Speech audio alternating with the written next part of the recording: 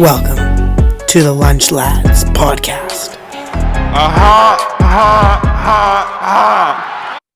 And we are back after a small 1 week break. The Lunch Lads have returned, and it's been a crazy couple weeks in the NHL and NBA playoffs. But I think we all want to get right into it. So let's start off with the crazy comeback 3-1 series lead. They do it again. The Leafs do it again, Russell. They did it again. They choked in the playoffs. I don't understand. They can never get it done. But what a series that was. Honestly, I thought it was definitely over after that game 4. 10.9 million. We'll get to that in a few minutes, what the Leafs do now. But Russ, what was your immediate reaction as the final seconds ticked down in game 7? Well, first of all, I was shocked. I didn't think it was going to happen. The Habs are a worse team. There's not much to say, but when you're shutting down someone's first line like that, you're probably going to win a series when their first line is one of the top lines in the league. Two top 5 scorers.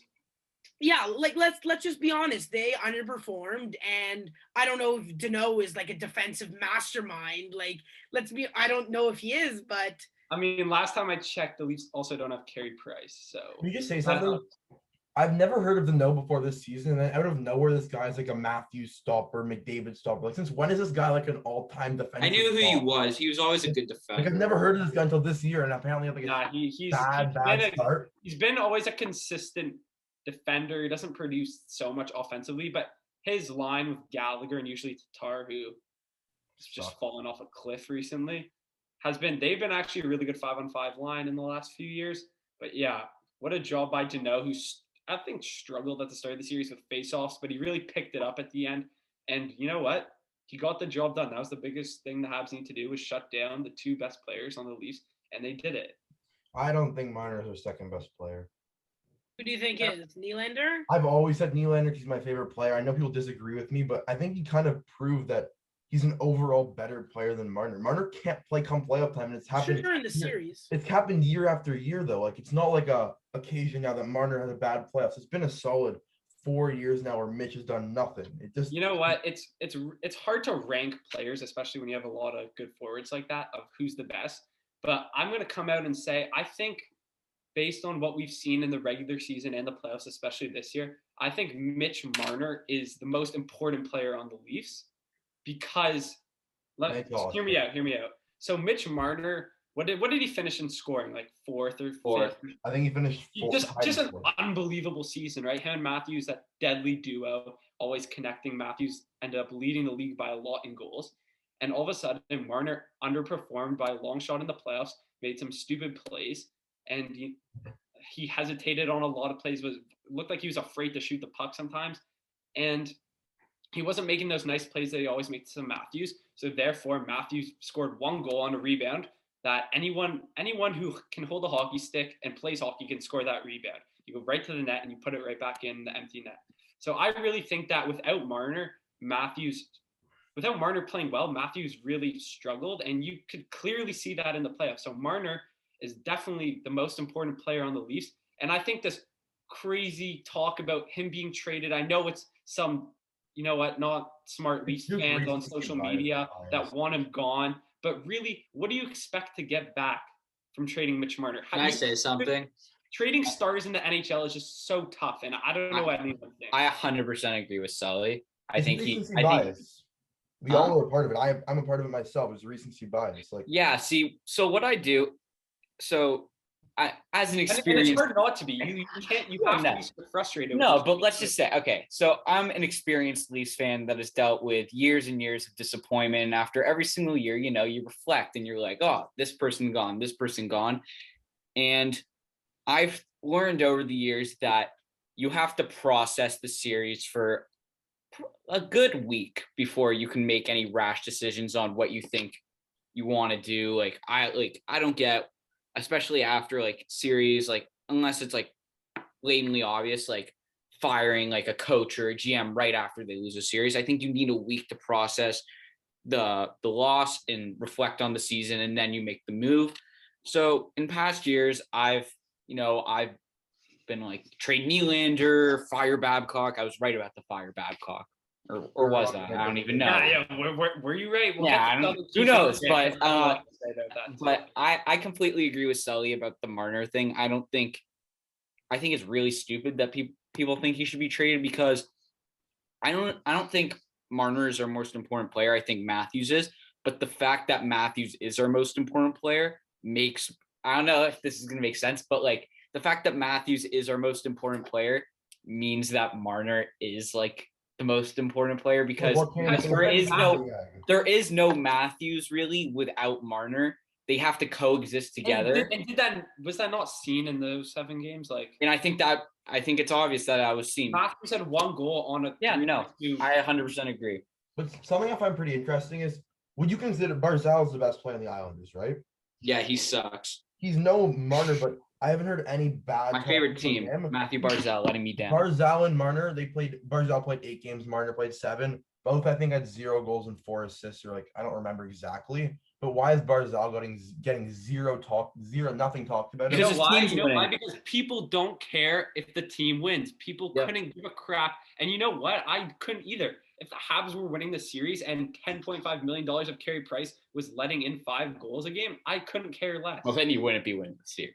Yeah, we would. But if somehow we were, I couldn't. One point on that: if you guys would have won Game 7, let's say, we were never going to win Game 7. I don't understand why Habs fans were scared. We were never going to win Game 7. Honestly, going after Game 6, I would have been so confident if I was a Habs fan after Game 6. All Leafs fans are posting, the series is already over. It's going into Game 7. Like, there's no way we win. And I was thinking, like, well, it's still a full game. Like, you guys have come 2 overtimes. We knew. And after watching that game, like, yeah, they had nothing, especially after that. We knew. It was just so hard to control the pace of play. It was over after the puck dropped. It was just so hard to support a team that was playing like garbage with no effort besides a couple players, and then you guys having the best goaltender in the NHL currently. It just, we all knew that there was nothing the Leafs were gonna do.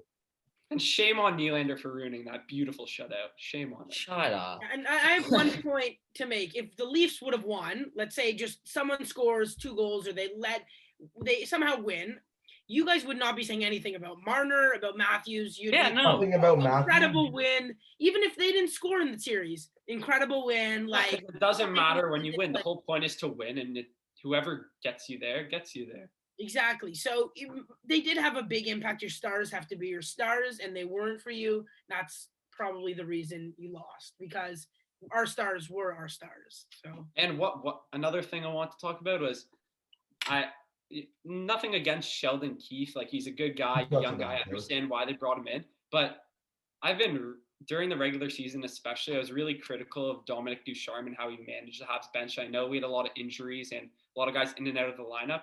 But in those last 3 games, he clearly outcoached him. Like, as Sheldon Keefe, how do you not draw up a game plan with the better players to win 1 out of 3 games and move on? Why does Joe Thornton continuously play on your power play 1 when he's the worst player on your team and shouldn't be on the NHL roster anymore?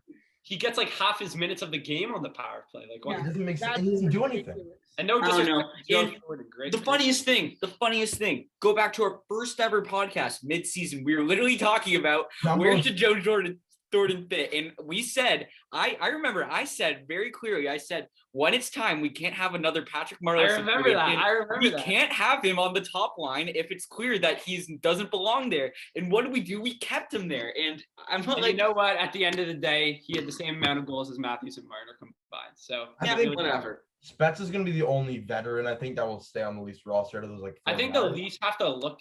Their depth did not play bad at all, but I think we're going to see a lot of young guys come up for their team next year. I think Nick Robertson has to be given a legit chance at the top 6. I think he's going to be a great player if he's actually given a chance. I think he could have.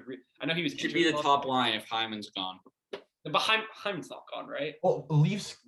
Some offer apparently came up that he got offered 5 years, $5 million a year, and he turned it down. And the Leafs aren't going to offer. You can't pay him more than that. Leafs can't pay him more than that. But I just find that so hard to believe. Like, Hyman being from Toronto, like, he seems like he loves all the guys and really wants to be there. Maybe I'm wrong. I think hometown team is like very. And I know if some teams would pay him probably like 5.5. I don't know if you can, maybe 6. Like, probably not.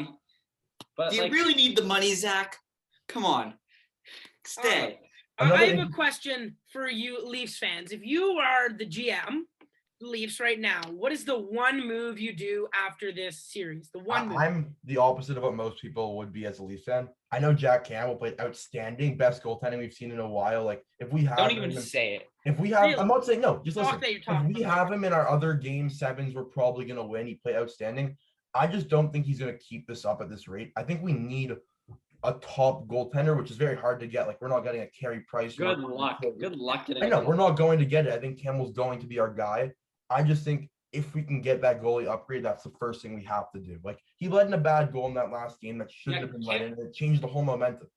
One thing about Campbell is that he's never really played a full season as a starter, and I don't think the Leafs want to give him 55 to 60 games next year. So I would look for them. I'm not sure how they feel about David Riddick, but I would look for them to. I think he's David Riddick, not David Riddick. No, we should get. I've heard. Why not David Riddick? Like literally today. I want to sign Grubauer. Grubauer. We're not getting Grubauer. Yeah, good luck. Where are you pulling money I know off? we're not gonna have How are we paying That guy We're not deserves signing Hyman. a long-term extension. We're not signing Hyman. We're not. I think signing Hyman's Anderson. more important than Grubauer. I would re-sign Hyman over getting Grubauer, even though But I don't Grubauer think. I know. I agree with you, but I don't think we're gonna re-sign him. I don't think we have the money to. We're not gonna re-sign Anderson. I'm expecting one of our defense to be traded. I don't think it's gonna be Riley, but I think one of the other guys will be traded. I think they have a decent amount of cap space to sign a goal. No, I think if I had to make one prediction, I think Hyman's back, regardless of what you guys are saying. I think they figure it out. I really hope so. I think that. So Russ asked what I would do. The offseason is. Russ asked what I do as the Leafs GM. My number one priority is re-signing Zach Hyman. That's my number one priority. And then Freddie's gone, Foligno's gone, Simmons is gone, Thornton's gone.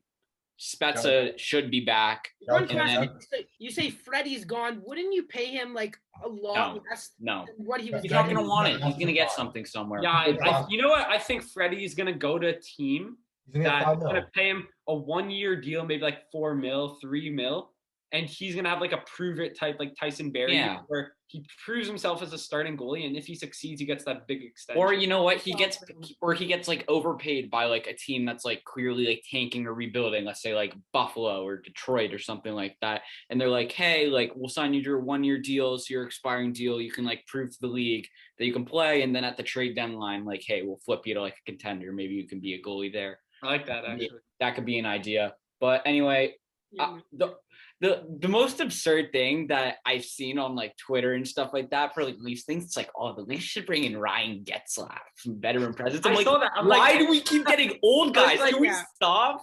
I saw that, like Ryan Getzlaf and Bobby Ryan. I'm like, why do we need old guys? That's not work. Like, really? They just think getting these old all-star doesn't make any sense. Is gonna make your team an all-star caliber team. These younger guys. I don't necessarily think that's such a bad idea, but like that's not the game. Those aren't game breakers. Like, I love the idea that like right now, those are just fourth line fillers. Yeah, or they haven't found that right guy. Like we found Perry, who's a long time all-star, and he's been incredible for us in these series. Yeah, you guys haven't found that right guy. Game 1 against the Jets, he just had a crazy. You're about to say game 1 against the Leafs, and I was going to leave. No, that was just that was so hard to watch. But game 1, Perry's he pulls one out of the corner through under Hellebuck's stick to Stahl. Like that was a gross play. Like, yeah, I wouldn't know. You wouldn't know. By the way, both teams are going to get this is all stupid talk because both teams are going to get disqualified and the Leafs are going to advance to the semifinals anyway. So it's stupid. Now moving on just to the Habs Jets series. What do we first think of the Scheifele hit? Was it the right amount of games, too many, too little? I think I would have given him 5. I know they couldn't have given him 6. I would have given him 6, but 5 should have been 5. I would have given him 3. Yeah, I would have gone 2 to 3.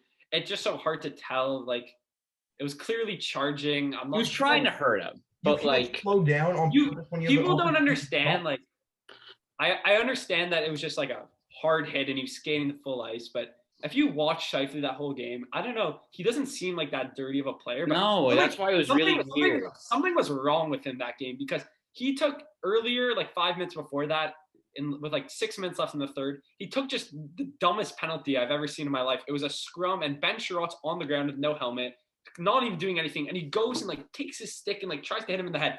And that was just Ben Sherratt. Stupid penalty. And I don't know who is. I think Perry was chirping him before, and the guys were getting on his nerves a bit. I understand, and maybe he was a little pissed off, but it was so uncharacteristic of him to do that. And just like the way the game was going, I was surprised that a play like that happened. But if I had to choose one player from that specific game, I would have chose Scheifele just the way he was playing. I got one picture I saw on Instagram. It's hard lighting, but you could see Scheifele is not looking at the puck. He's looking at Evans. The puck's about to go in the net. And then he but the thing is, I have a better picture. You're allowed to take the ball. The puck is in the net as he makes contact. The puck has already been in the net. Okay, but at that point. It's a tough play. It was a little late.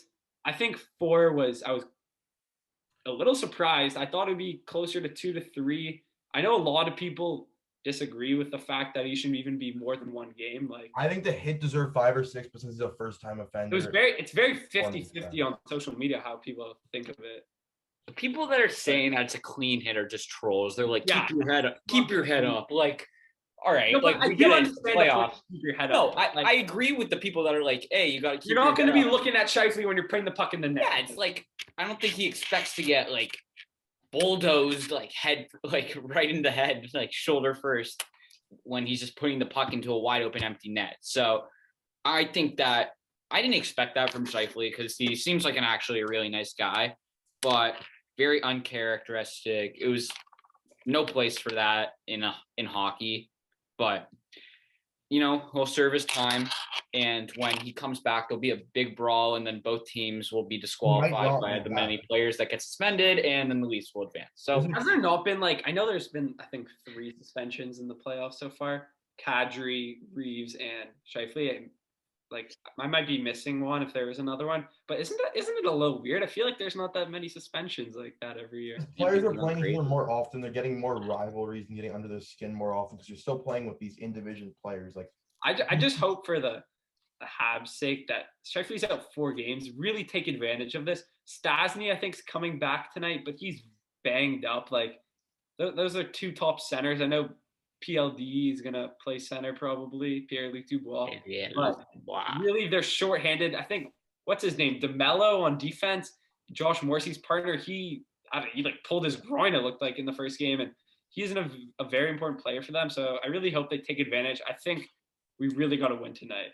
Now without Friday, Scheifele, this series is going to be Carey Price versus Connor Hellebuck. It's going to be whoever can beat the goalie. And I really like that Sportsnet, who does the games, they always have questions before periods. And before the first period of game 1, it was a little bit of a hot take. But considering that it's Price versus Hellebuck, they said, will game 1 have 4 or more goals? And it had 8. It had 4 goals in the first period. One's expecting Connor Hellebuck to let up that many goals. I've never liked Hellebuck. I've mentioned it many times. I think he's not that good of a not top 2. I think he's pretty good. Everyone says he's pretty good, but then he comes out and lets in 3 easy goals in the first period. I wouldn't call those easy. I wouldn't call those easy goals. I wouldn't. So the first one was just a disgusting play by Petrie, slap pass, wide open. Disgusting, filthy, absolutely filthy. There's nothing you can do. The second one was also a tap in, Perry to Stahl, and the third one was Nick Suzuki, kind of looking like a little Turner, actually putting it in the net. All 3 of these goals are right in front of the net. That's where Hellebuck's supposed to be getting rebounds, supposed to be covering the puck. He just doesn't. Oh yeah, you know what? You actually reminded me of something. On the screen, I was going to say before. Jack Campbell, everyone's praising this guy's rebound control in the first 4 games, and I think it was terrible in the last 3 games. Correct me if I'm wrong, but that was his main throwing out, he spin out the rebounds like me and Russ. I noticed it for sure. Whenever I watch the game, I'm like, I love Campbell because he's not like Anderson. He covers these rebounds so well. He actually looked, I think, a little tired. I don't know what shape he's in, and I guess he's never really played that many games in a row in his entire career, so it makes sense. But really, he looked tired, and you can't be. That's why you put Freddie Anderson in for that back-to-back game. Well, you better get ready because he's about to play. Well, I actually think we would have won one of those games if Freddie. Yeah, I know. You probably would have won if he had Freddie. I think Campbell gets that rest. That's 1 game. That's you can't. A good amount of rest. You guys won both those games for a good reason because In the first game, it was like 2-1 or 3-1 on an empty netter. Campbell was unmaunbelievable. Yeah, I know you can't plan ahead like that. You had All right, to. we're done with the Guys Leafs. let in We're done with what? the Leafs. Guys let in Stop talking one about the goal in Leafs. It's 2 making me games? sad. It's making me Okay, sad. Stop. I had one last I stat. like maybe- making you sad. You choked a 3-1 lead. I didn't do anything. You did it all. It was them. I have one crazy stat to share. So it's Jesperi Kotkaniemi, Crazy. This is a crazy Forward- stat. a forward on the Habs, needs just one goal to tie Sidney Crosby and Wayne Gretzky for playoff goals scored before the age of 21. That is crazy. Like, how many goals does this guy have in his regular season career? Crazy. How many goals is it, Russ? Like 9 playoff? I think he has 9 in like 15 games in the Yeah, playoffs. he has like 4 this year and I think How 4 old is last he? year. Like, does he have a He's chance? 20. under 20. 20 He's years old. 20. Like, will he be? So, will he have a chance next year or no? Or it's done. They're not making the playoffs next year. I He don't needs think he's a one chance goal. next He needs. year. I think he gets it done like in the series. I think he gets that goal. He has He's 9 goals. disqualified. What are you saying? He's not playing another game. Habs have been offensively better. Like they're kind of returning to what they were at the beginning of the year in a way. Like they're starting to score more than 2 goals a game. Well, that was a little bit of just last game, but Who do you how think so far has been the best? I know we player scored out? like 4 in game 6 or 5. I forget which one it was. Who would you guys say has been the best player in the whole playoffs so far? In the For the whole Habs? playoffs. In the whole playoffs. Oh, McKinnon.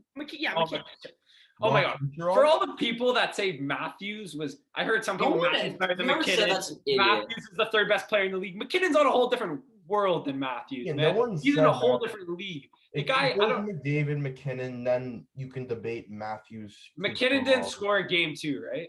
No. Okay, McKinnon so the right now guy has has 13 7. The points. guy's 7 goals in 6 games in the No, he's playoffs. 8 goals. He's Ridiculous 8 that is. goals. He has 8 goals. 8? looking like a Kotkaniemi. Yeah, Kotkaniemi's 4. Like, All right. almost better- Move- almost better let's than- move on. Let's move on from the north. Let's move a Well, little. Let's actually, move to my new favorite team. the Suns who beat LeBron. No, not the new. Not we'll keep in the NHL. He's Oh, talking okay. about is the My Islanders. day one team, the New York Islanders. Yo, Varlamov let in a softie. It was so good. No, so last night, for those that don't know, the Bruins defeated the Islanders 2-1 to go up 2-1 in the series in overtime on a pretty weak goal from Brad Marchand from the corner after Semyon Varlamov played the game of his life. Weak goal is an understatement, by the way. Yeah, no, it was bad. It was bad. I know he was playing unbelievable, but that still can't go in. Yeah, but my new favorite team, the New York Islanders, I got really excited when Casey Cizikas scored that overtime goal, but last night it was kind of a downer. I'm like, huh. That is the My team- definition of a legit 4th line. So my question is, do you think Boston is the favorite to win the cup right now, or Not at all. top 3? They're Yeah, like, they're Colorado. 3rd. I put them. 1 and 2 has to be Tampa, Colorado. Tampa. Yeah, Really? it's got to be Tampa. I put Tampa and Boston. Colorado. No, I think Colorado's got to be over Tampa. They're Yeah, just- I'm saying Colorado's 1, but I Tampa, put Boston over. in the top 4 in points. I Colorado. put Boston as a close 3rd. Like Boston is just doing what they do, man. Their players rise, unlike the boys in Toronto. Their guys rise to the occasion in the playoffs and play how they're supposed to. And Marchand is going off every OT winner. It's they're so hard to play against that team. And Taylor Hall, I don't know if he scored in the last few games, but he's looked pretty good. And Tuukka Rask is playing well. Man, last they're compliment. Wait. Listen to this about Colorado and Tampa. Out of the points, they have 4 of the top 5. Goals, 4 of the top 5. Assists, 3 of the top 5. Plus minus 5 of the And top 5. Vasilevsky's looking Power play unbeatable points, now. I know they 4, lost 5. yesterday, but Like their goalies are 1. don't count out the Caniacs. Like No, they they're have bad. at least 2 players, 2 to Hey man, they 4. should if the 2-1, man, I wouldn't count them out so quickly. Whatever. Anyway, Tampa's Islanders power play is like in 7th. 50%. Tampa's power play is like 50% or something in the playoffs. Yeah, they're insane. Yeah, that's crazy. All right, is Okay, it time for the guys, back? You guys ready to move on to some basketball playoffs? There's a lot to talk about there too. So let's do some basketball playoffs. The Valley, baby. So yeah, basketball playoffs. We're going to be talking. There's a lot to talk about. LeBron first round exit. First time. The Wow. Mickey James. He kind of That's quit. pretty big. So yeah, let's go through all just them quickly, and we'll give our thoughts. I have some thoughts on that series. They doubted me. They doubted me when I picked on this podcast 2 weeks ago the Phoenix Suns. Did I doubt you? I don't remember doubting you. Well, people doubted me. Let's just the say Suns. Okay, enough. internally in my family, people doubted me. Some of my friends from Michigan, Justin you know was who giving you are. you hate. Yeah, Justin and my dad, John, they were giving me some hate. Well, no one Guess expected what? LeBron James to quit. Andre Drummond not to play. Oh, not LeBron, Mickey. Mickey. Davis, Mickey and A Davis. Disney are A Hey. Disney, or also A Day to Day, is Okay, we'll always get hurt. Okay, let's go through the series and we'll give our thoughts. Okay. So Suns in 6, I called it from the beginning. Suns, my prediction on the podcast 2 weeks ago, Suns, Bucks, NBA championship, looking pretty solid. Devin Booker is the man. Not gonna Chris lie, they're Paul not is beating the the man. Nuggets. They're not beating the Nuggets. Jokic is too good. Nuggets. That's an Jokic- easy dub. Hey, Dame in the last game, Dame almost outscored the rest of his team. Dame had better free throw, better shooting, every type of better percentage, and the rest of his team did nothing. Like that team. Dame shot really bad in the second half. Dame to Toronto. I saw that. He tweeted in like 2012. In 2012, he's like, I heard Toronto's a great city. And All right, other- Pascal, and a first. Yeah. Two firsts. Oh, great deal for Two both. first. They Two never first. do I'll that. be generous. Utah 7th pick. destroyed Memphis. They'd have Memphis to pay had us to no take chance. us. Yeah, okay. Utah, Memphis. Utah First game- destroyed them. First game, Utah lost. Okay, Mitchell didn't Utah's play like the them. most boring team. Who cares about Utah? They're gonna But they're so good. no, they're not. Yes, they are. Elon Musk, founder of Tesla, said that if you take the state of Utah, like a quarter of it, and fill it with solar panels, you can provide electricity to all the United States. So No one cares. Utah Utah is sucks. They irrelevant. suck. No, where did you get that stat from? It's not stat. He just said it. Oh. What does that have to do with basketball? It's nothing to do. It just proves how It's just the fun irrelevant state, is. Utah. So Yeah, anyway, last- Utah Jazz, they win in 5. They lost the first game. They made it pretty Giddy's easy. trying to work. speed round this to get to Phoenix. So No, we already slow got the down. Phoenix. We already got the Phoenix. I'm getting to the next series with the worst team in the NBA, the least likable team in the NBA, the Los Angeles Clippers, who are down 3-2 tonight and are on the brink of elimination by Luka Something Magic. I find so funny with that is the Clippers point guard, shooting guard, and small forward are all praised for their defense. Pat Bev, Paul They George. suck. They all Kawhi. suck at defense. Luka's dropping 40 a night. Mavericks figured out the Clippers are starting now. Boban and Kristaps running a massive lineup with Dwight Powell at the 3 also. And you just can't stop them because Clippers are a pretty small team. Like with Luke Kennard occasionally playing the 4, and the Clippers stand no chance. Man, roll Luka. I want Luka to just take I them all hate the way. Clippers. Donnie knows why I hate the Clippers. I hate the Clippers so much. Yeah, I They're- hate the Clippers too. And I don't you know, mind them. why you made the worst decision of your life. I get you wanted to be home, but you should have stayed. We No, would've and won now another he's gonna game. go to like the Knicks or something. I know No, this he's is gonna never come gonna- back. Yeah, no, he's coming back. Him and Dame. Yo, he's coming back and we're trading for DeMar. Dame. I know this is never gonna happen, but like if Trey plays Luca in the finals battle of like the pick swap that year, Oh, we'll get to Trey. We'll get to Trey. Trey's become Because I have a bold Trey now. prediction. Trey Let's right go to now. Trey now. Hawks Knicks 4-1. Trey Young used to be my least favorite player in the whole NBA going into the playoffs. He's now my You favorite. can't NBA not player. love him, man. He's That my was favorite NBA player. amazing. That bow at the end of that game was just so. the A, good. the A. Yeah, I- so I was supporting the Knicks because I have a lot of family there, just like I'm an Islanders fan. That was So pretty. they're not Nets fans, Giddy, if they're Islanders. God no, So you're a Giants fan also, right? Jets. No, I No, think Bucks. Trey. They're the only team that right there. Super I Bowl think champs. Trey The only team I'm Baker- proud of.